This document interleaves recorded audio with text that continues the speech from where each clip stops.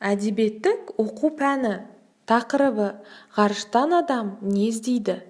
Бүгін оқу түрлерін қолданасың.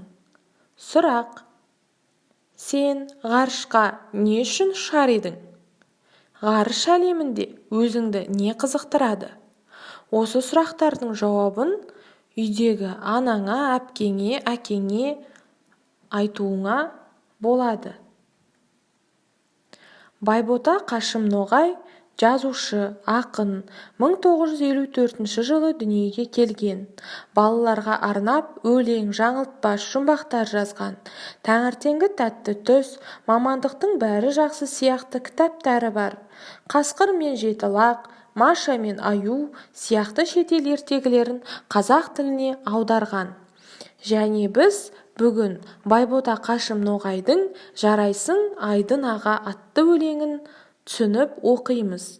Бірінші, мені мұқият тыңдаңдар. Мақтанып жүр ел бүгін менің батыр ұлым деп.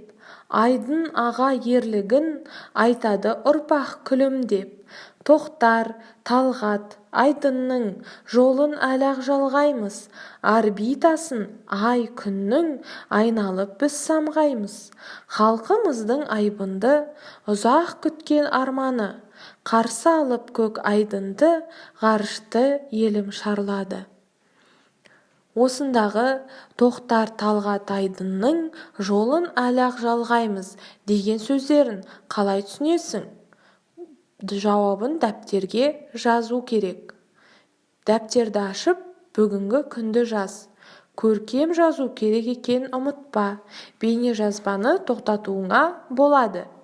Екінші тапсырма.